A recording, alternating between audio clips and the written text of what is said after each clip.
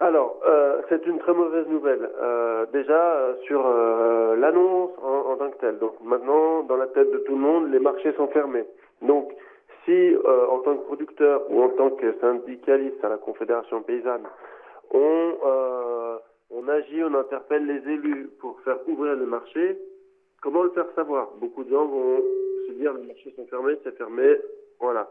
Donc, en termes de communication, le mal est fait. Combien même on arriverait à convaincre des élus, entre ceux qui ne savent pas que c'est ouvert, ceux qui pensent que c'est une erreur d'aller au marché, parce qu'ils supposent que le ministre a pris une décision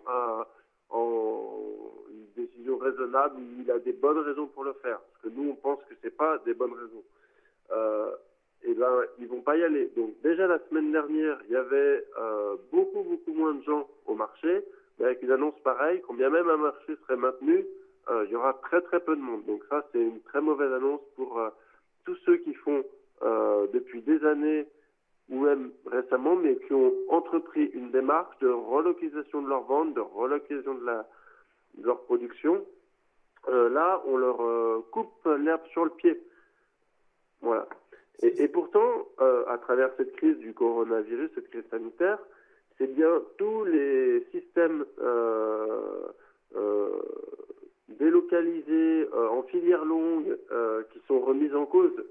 Et là, le peu de gens qui proposaient un changement de modèle euh, capable de tenir dans le temps, eh ben, on les pénalise. Donc ça, c'est mauvais. Après, c'est pas compréhensible non plus au point de vue sanitaire, parce que pour finir, ceux qui tiennent des stands sur les marchés, qu'ils soient revendeurs, qu'ils soient paysans producteurs, euh, aussi bien, voire mieux que les grandes surfaces, ils sont capables de respecter des règles sanitaires, d'avoir des produits propres, d'organiser des files d'attente, de s'organiser pour pas toucher la monnaie. On se met à plusieurs sur le stand, il y en a un qui touche la monnaie, il y en a un qui prend les produits. Enfin bref, toutes ces choses-là, on peut les mettre en place. Elles sont mises en place sur les marchés qui se sont faits la semaine passée, et ça s'était très bien passé dans notre département. Je parle pour ce que je connais. Et voilà, c'est tous des efforts qui tombent à l'eau.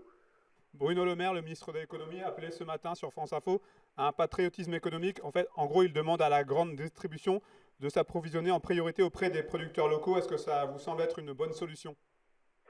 Ben, c'est toujours des beaux discours, mais en fait, le discours, c'est moi, en tant qu'élu, je prends aucun risque et je décide de fermer si ça, je décide de fermeture et je laisse le secteur privé s'organiser selon sa bonne volonté. Et donc, la grande distribution, on les connaît.